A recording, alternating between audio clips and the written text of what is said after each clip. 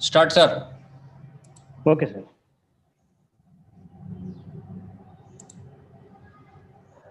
A very good morning to all.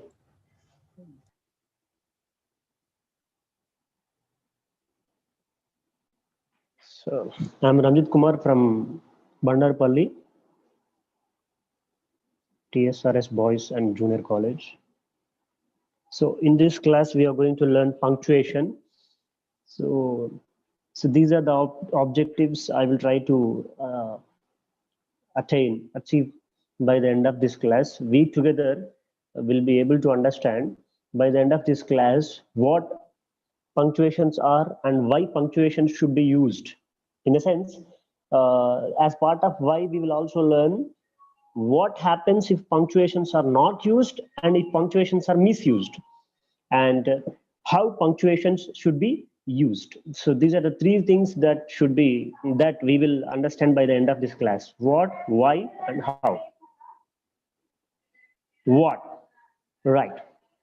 Now let us try to have a look at different statements, different definitions, what given by different people or by some books or in dictionaries about punctuations.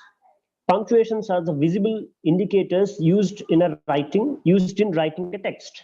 Of course, these are visible indicators in order to convey the thought of the writer as exactly as it is there in his brain. So next, punctuations are the signals to the reader of the text that guide him or her how a text should be read. So these are the single word that is referred to punctuations as signals. So punctuations are compared to signals here. So these signals will be guiding the reader of the text how a sentence should be uttered, where a pause should be taken, where a voice of the modulation, voice of the pitch of the voice should be raised. All those will be provided through these signals. So these punctuations act as signals to the reader in order to read the text properly. And the third one is it talks about punctuating. Actually, it does not talk about punctuation. It talks about punctuating. Punctuating is an act. It is the act or process of inserting standardized marks or signs in written matter. Of course, punctuation used in text only, in written text only, because you cannot show the punctuations visibly in spoken language, but you can express them. And the final one, of course, this is given by me. And as the traffic signals to the vehicles, so the punctuations to the reader of a text. Of course, we have the basic information, basic knowledge of traffic rules about lights, green, red, orange. And we all know what should be done when there is green light, when there is orange, and when there is red. Similarly, so as the signal lights are working to the vehicles, so these punctuation also work to the reader of a text. It could be comma, it could be dash, it could be hyphen, it could be question mark, or it could be exclamation mark. So this is in a nutshell what punctuations are. Now we'll move to next slide, which consists of the list of punctuations. So here is the list of, there are 14 punctuations in our English language. Let us have a quick read. Full stop, it can also be called as period, question mark, exclamation, comma, apostrophe. And the next one is colon, semicolon, hyphen, dash, quotation marks. And the last four are braces, brackets, ellipses, parentheses. These are the 14 punctuation marks we have in our English language. Right, now we'll move on to the next slide. Yes, so far we are done with what punctuations are and the list of punctuations and the different statements about punctuations we have learned. Now we'll be looking into why punctuations should be used. As I just said, if punctuations are not used, what happens? If punctuations are misused, what happens? This is learned as part of why. Okay, now let's read some sentences given here. There are two sentences in point 1. Let's eat, grandma. Let's eat, grandma. So these are two sentences. Each one of them have their two different meanings. First sentence consists of comma after eat, and the second sentence first sentence does not have comma after the word eat, whereas the second sentence have the comma after the word eat. So the first sentence means like the grandchildren are planning to eat grandma. So it's like they are hatching a plan in order to kill grandma and eat. So that sentence means if the comma is used in the second sentence, let's eat, grandma. So it's like grandchildren came to the grandma and they are suggesting an idea to grandma, or they are inviting grandma to the dining table in order to have food. That is how a comma works. And next sentence, a woman without her man is nothing. There are two commas before the word without and after the word man. And when you closely look into the second sentence, those two commas are used in different areas of the sentence, before the word without and after the word her. So let us try to understand how these two sentences mean. First one, a woman without her man is nothing. So in case of these two commas are used like the way it is mentioned in the first sentence, the sentence means like a woman is nothing without her man. So a woman is of no value without her man. So that is how the first sentence means. Whereas the second sentence, now you can see the change in the usage of the commas in a sentence. See, a woman without her man is nothing. Of course, here recognition, identification, the value of a person is decided just by a single mark, which is comma. See, a woman without her man is nothing. So a woman is such a person, without her man becomes nothing. Man is of no use, man is of no value. That is how the second sentence means. So words are same, the usage of the comma is just changed, and that change is making a lot of change. That change is bringing a lot of change in the meaning of the two sentences. Hope you got the point. Now let's move into the second next slide. See, here we have two pairs of sentences again, 3 and 4. Let's try to understand the three sentences, point 3. And again the usage of comma. In first sentence, the comma is used after the word stop, whereas in second sentence, the comma is used after the word not. Now let us try to understand how this makes difference. Stop, not hang him. Stop, not hang him. So the two sentences have their two different meanings. First sentence means like the person is asking the other person who is hanging the criminal to stop, not hang him, because the one who said stop, the one who shouted stop, he has some proof in his hand in order to prove that he is not the criminal. So the second sentence like stop, not hang him. Crowd, like the crowd are there while the criminal is being hanged, and the crowd at once together they are shouting, stop, not hang him.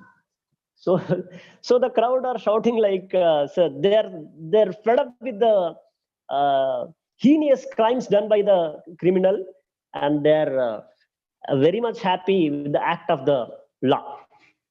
And next sentence, so that is what the comma is doing. A comma is saving the life of a person, and it also kills the life of it also kills the person. C4, can you see there the man eating chicken? Can you see there the man eating chicken? Here the usage of hyphen. Hyphen in between two words makes it a compound noun here in this sentence contextually. It could be compound adjective also. Here it is compound adjective. So can you see there the man eating chicken? Can you see there the man eating chicken? So the first sentence means like the two persons are talking between the two persons. The first person is showing the other person to the second person and saying, Can you see the man there eating chicken? The person is eating chicken. Ah, he is the one I'm talking about. That is how the first sentence means. And the second sentence, can you see there the man eating chicken? So together, man and eating, it becomes an adjective, and this compound adjective is defining the word chicken. Here, the word chicken is not a food item. It is not an eatery item. Rather, it is referring to a bird, and that bird is such a bird which eats human beings. So that is how the sentence means entirely differently if we use hyphen and if we don't use hyphen. And this is why we need to use punctuation marks in our written text properly. So far we are done with what punctuations are and why punctuation should be used in our text. Hope the point is made very clear. Let me move to the next slide. Now how? So as part of how, we will learn all the 14 punctuation marks, the list that I have mentioned in the previous slides. This slide, as you see, talks about period, which can also be called full stop. Now let's have a detailed look into how these punctuations should be used in writing a text. Of course, period, full stop, you can see the mark there. That is how the period, full stop looks like. It is used to convey the long pause. It is used to convey the long pause, and it is used in the following cases, like when you're making a declarative. Declaratives is declares that affirms, that asserts an information. It does not seek for an information. Such sentences are called declarative sentences. And when you make abbreviations, this period is used. And when you want to divide the sentence in the context of sentence division, also this full stop is used. Now let's try to understand this with the help of examples. So here are some examples in connection with the previous slide, such as the children are playing in the garden. Some information is confirmed here. So the information that the children playing in the garden is declared. That is why this is a declarative statement. And you can see the full stop at the end of the sentence. Of course, full stop is used at the end of the sentence. Right. And the second one is also declarative sentence. We are watching the Zoom class. Of course, all of us are watching the Zoom class. Now you can see the abbreviations. MA, you can see the dot before and after the letter A. So in order to form such abbreviations, also this full stop is used. You can also see in SI, after and before the letter I. So that is how the full stop is used. And sentence division also. I opened the window. One sentence is over and you want to make a new sentence. It's raining. So you can see the two sentences there in fourth example. So after the word window, you see the full stop there. And that full stop is dividing the two sentences. If you remove that full stop, it could create some ambiguity to the reader of the line. It will be like, I opened the window, it's raining. It could be like that, and the reader will be writing in a way however he wants, the way completely he wants. And the next slide is comma. It talks about a short pause. Full stop and comma, both of them talk about pause only, whereas full stop talks about longer pause. Comma is used in case of short pause. So comma is used to talk about the list of items in a sentence or in a paragraph, generally in a sentence. And comma is used to separate clauses. It could be independent, dependent clauses. And it is also used in direct and indirect speech. Of course, it is used in direct speech, of course. Let us try to understand this with examples. First example, like pen, book, pencil, and paper. And you can see the comma there. She bought a pen, a book, a pencil, and a paper.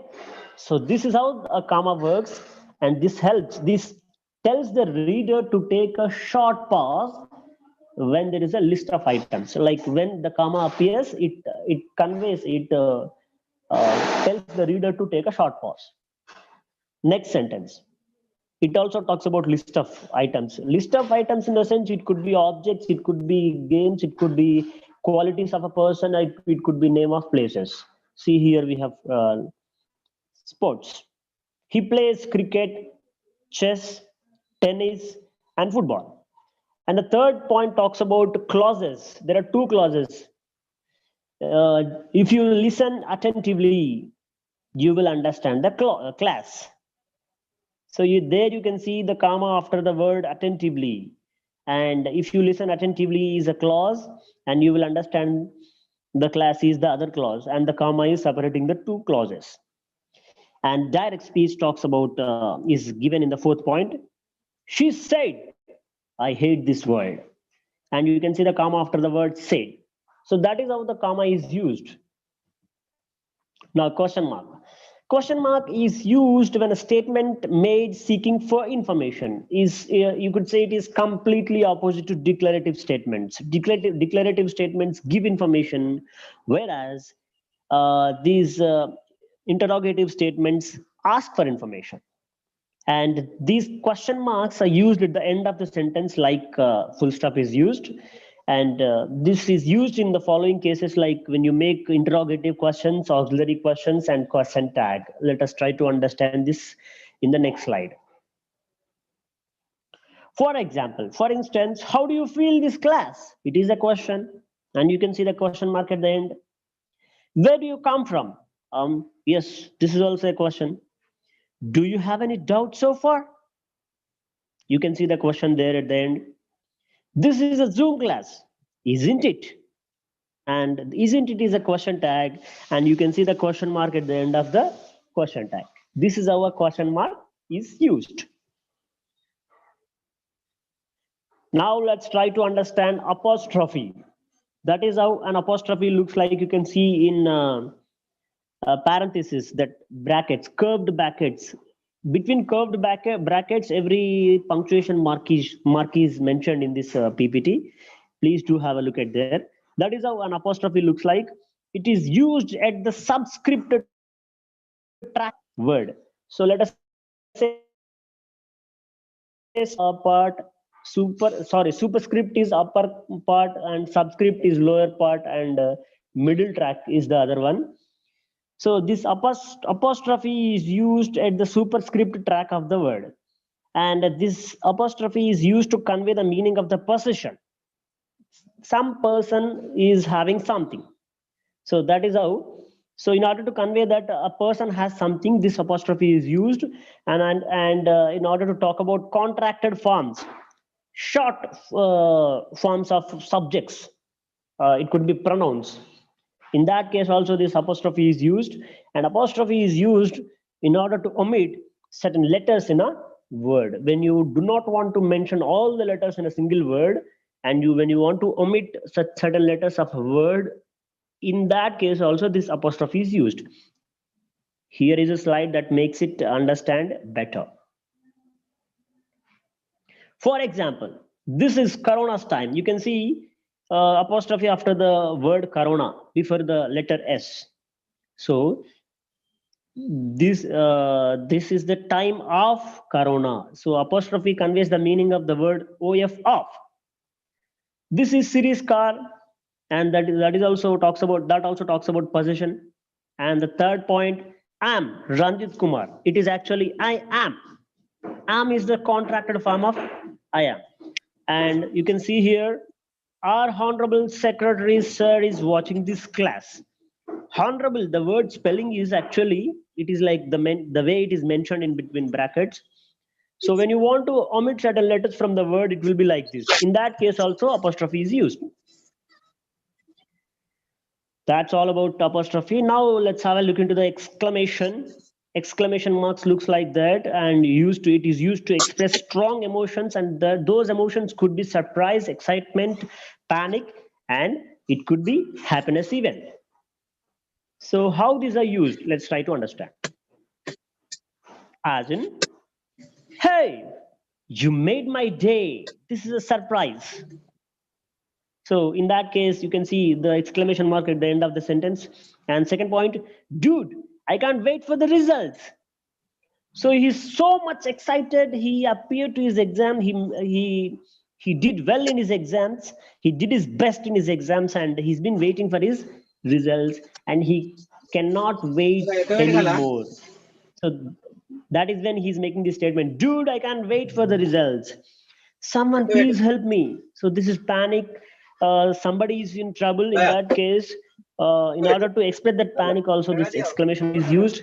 Hooray, we bagged. So in happiness, after the achievement of something, also this exclamation mark is used. Now let's try to understand quotation marks. Quotation marks look like that. It is used to report the words of the speaker undisturbed. Undisturbed in the sense we don't make any changes to the matter spoken by the actual speaker. We receive the matter and we report it to other person as exactly as it was uttered by the actual speaker, original speaker. So in that case, we use quotation marks. And quotation marks are used to talk about sayings and proverbs. And quotation marks are used to highlight a single word in case of a single quotes marks. Single quote marks, right, single quotes. Let's try to understand this with example. For example, the student said, I am unable to understand the class. I am unable to understand the class. This sentence is not like it does not belong to me. It is actually uttered by the student. The student is the original speaker of the sentence. So I do not want to make any changes in the words of the speaker. That is why the quotation marks are used to the speaker's words. And you can see the point 2 in connection with saying. My brother says, to learn something, do it. There is no other shortcut, of course, truly true. To learn something, do it. This is in case of proverb. And single quote marks, philosophy is the mother of all subjects. And you can see single quote marks in either sides of the word philosophy. This is how quotation marks are used. And now you can see the next one, colon. Right? Colon is two periods mentioned in vertical orders. Of course, you can see the two full stops mentioned one above the other. That is how a colon looks like. It is used in following cases like number 1. It introduces an explanation for the said or written information, written statement. It could be an agreement or it could be a disagreement. So let us try to understand this with examples. We decided to go on a holiday. We had too little money. So this colon introduces an explanation, an extra information in connection with the sentence already said before. See, we had too little money has the close connection with the previous sentence. So in that case, this colon is used. There was a problem with the car. Oil. That is an extra information. Losing oil with regard to the previous sentence. There was a problem with the car. So you can see the colons after the word holiday and after the word car in the two sentences. That is how the punctuation mark colon is used. And here is the second usage of the punctuation mark colon. It is used in order to introduce the list of items, list of points, list of areas. It could be many as such. So before you mention that list, you put this colon. For example, the committee's reasons are as follows. You can see the colon after the word follows. And after using colon, only you start to give your list. So in that case also this colon is used. And the third usage of the colon, it is used to indicate the subdivision. Subdivision in the sense there will be main heading, and in order to mention the subheading, we use this colon. You can see, for example, if you consider the word industry is the main heading, main division, And as part of industry, when you want to talk about large scale industries, so you can see the colon there after the word industry. So the best example could be the following one. See, if we consider the word punctuations as the main heading, and the next one, colon. Colon is one of the points in punctuations. So it can be considered to be subdivision. Colon can be considered to be subdivision. So in that case also, colon is used.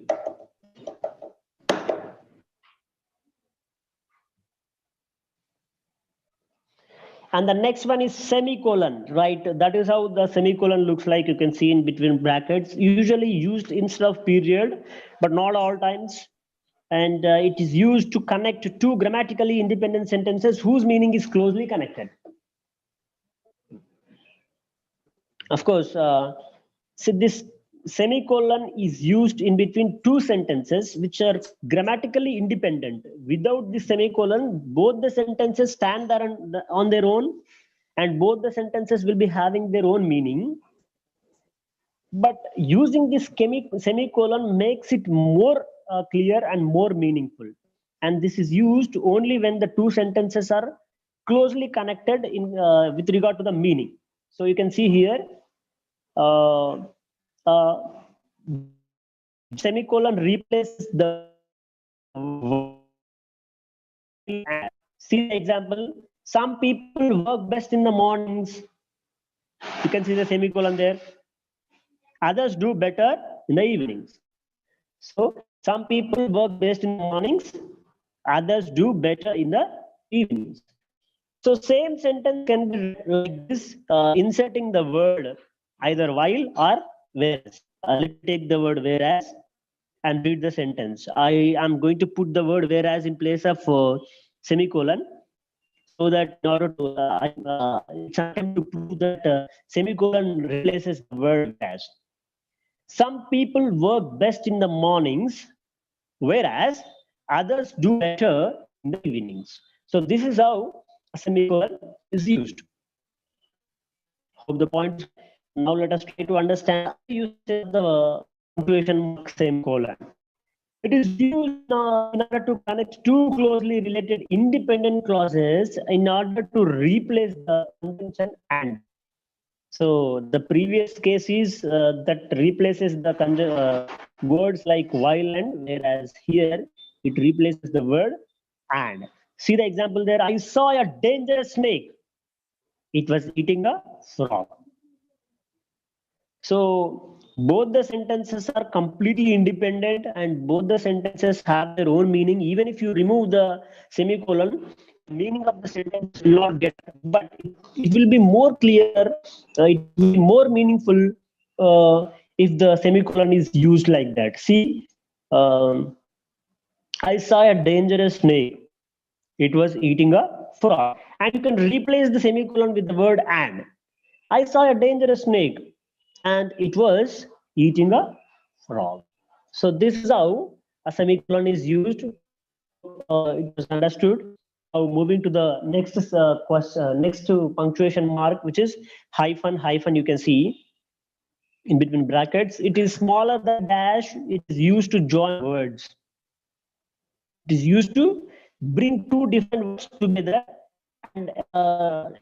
and when you bring two different words together using hyphen,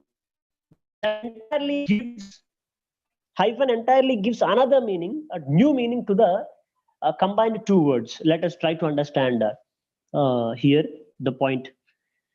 For example, hyphen is used in case of compound adjectives. You can see the compound adjective rock hard in the point number 1 in the example number 1.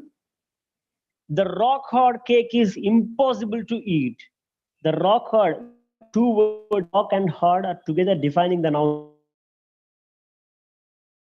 The combination of two words has become compound adjective, and you can see the hyphen in between rock and hard. And the next sentence, next example, we are looking for a dog friendly hotel. And you can see the hyphen in between dog and friendly. Together, those words form a compound adjective. defining the noun hotel. This is how a hyphen is used. And this hyphen is used even in case of compound nouns. Here you can see the list of compound nouns, like very well known to many. Mother-in-law, editor-in-chief, son-in-law, daughter-in-law. Of course, after the word, before and after the word in, you can see the hyphen. So that is how a hyphen is used.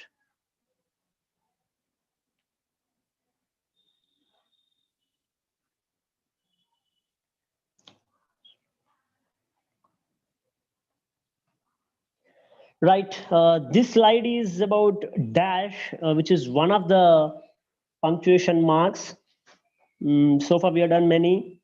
Probably I believe we are done with 9 or 8. This dash is longer than hyphen and used in the middle track of the line. Let me make a point here.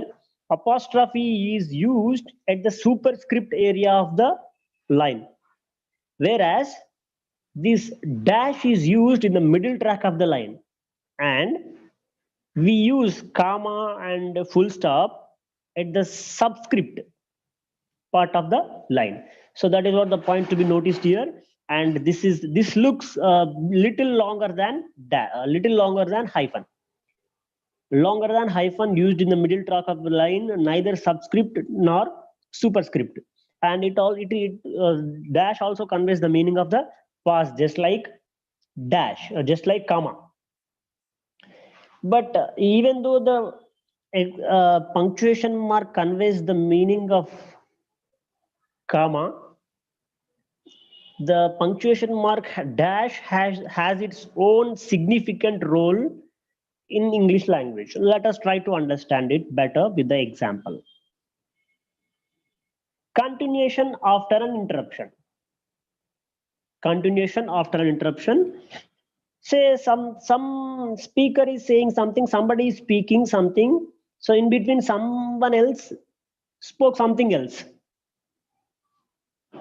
So after someone else spoke something else, the same speaker, the earlier speaker, continued with the idea. In that case, this dash is used.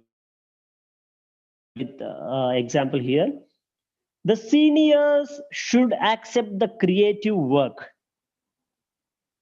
So here the dash says that in between somebody else said something else, or some other conversation took place, which is not at all in connection with the running conversation, or which could be in connection with the running conversation.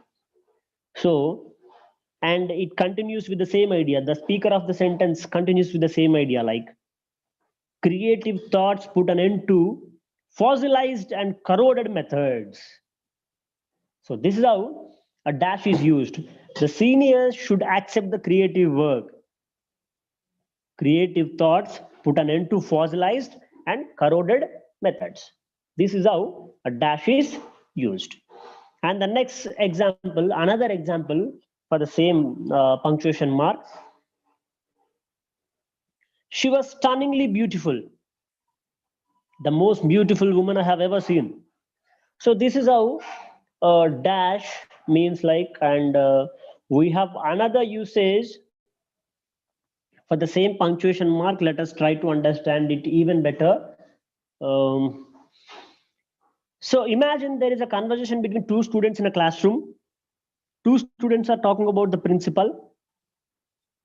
And out of two students, one student is saying like this. You can see the point. The principal is seriously such an, and he stopped saying it.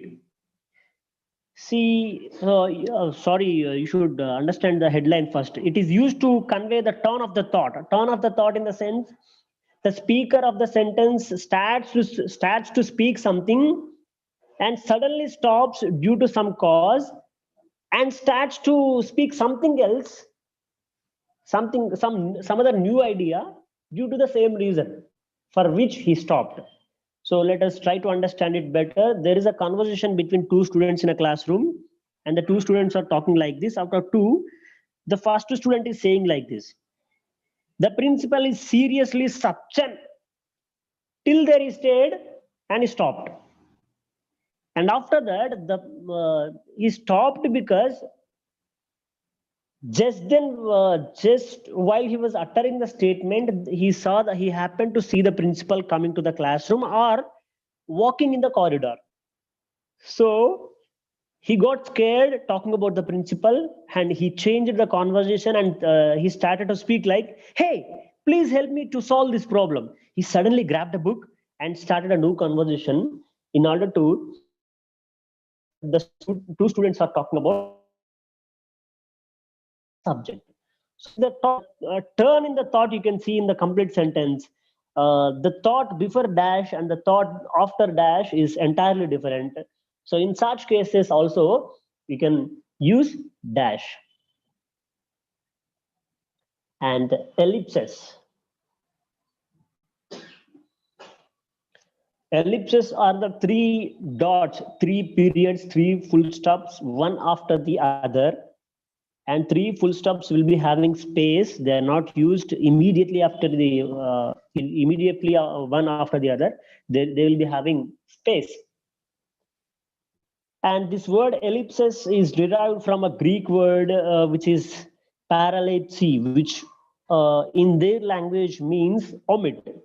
So in order to omit a matter, we use ellipses. In order to skip, in order to delete, in order to remove, in order to intentionally not to mention some matter, we use ellipses. Parallepsy is the actual Greek word of the ellipses.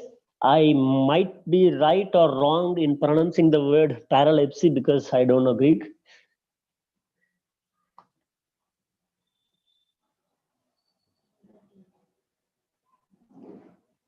So let us try to understand this ellipses with the help of some examples. See, the point number one abruptly started some information. We do not know what has happened before that. You can see the sentence beginning with directly with ellipses. See, and since then he stopped finding faults in my work.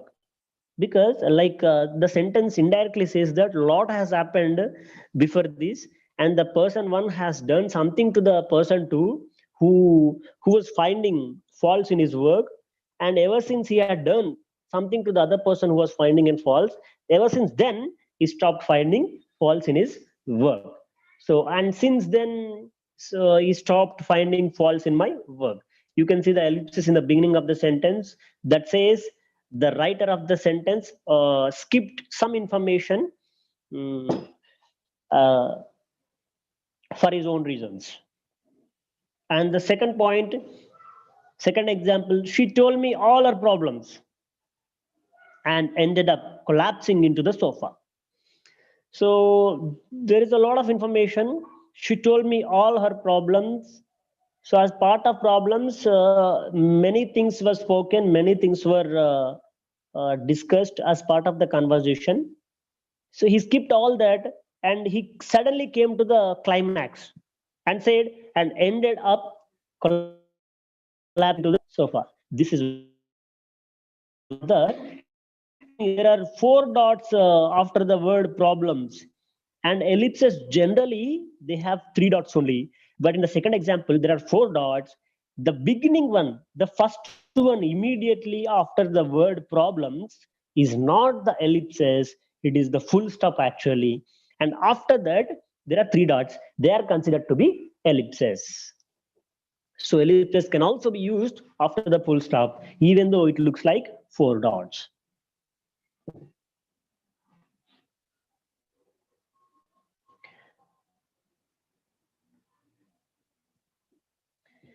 You can see the three punctuation marks in a single slide here: parentheses, brackets, and braces. So I thought it would be better understood if these three punctuations are learnt comparatively. So parentheses, brackets, and braces. Parenthesis is a smoothly curved one. So all the three are more or less brackets only, but each one of them has their own significant usage. Each one of them is specifically used in special cases. So that is what is tried to understood in this. Ranjit sir, conclude. Yes, sir. Yes, sir. Only one slide is left. Only one slide. So brackets look like square and braces look like curly. Parentheses and brackets are used to the same purpose with a slight difference. Parentheses and brackets are used to add extra information in a sentence, whereas parenthesis is used anywhere in the sentence. If you take the case of brackets are used only in like the information or the words uttered by somebody else, and that information, that words, that statement does not belong to the writer, yet the writer wants to add some other information, some extra information to the quoted statement. So in that case, brackets are used, whereas parentheses are used anywhere in the sentence, uh, it, uh, anywhere in a paragraph. See, to add, I went to the museum with Sambaya, my best friend. So my best friend is an extra information in order to tell who Sambaya is. And the next one, brackets used to add extra information, as I said, to the direct quotation. See here, she said, we went at a great time. Same sentence, we went to the theme park. To the theme park was not uttered by the actual speaker, who is actually she. So to the theme park was mentioned by the writer of the sentence. We went to the theme park and had a great time. This is the difference between parentheses and brackets. Now, this is the actual order of using parentheses, brackets, and braces. So generally these are used in maths and computer programs. So you are supposed to solve the data in between parentheses first and next brackets and followed by that braces. So this is the order of solving a problem in connection with the mathematical problems, and these are mostly used in maths and computer programs. So that is the correct order of solving a problem. First parenthesis, next brackets, and followed by that braces. This is the end of the class. Thank you all for attending the class.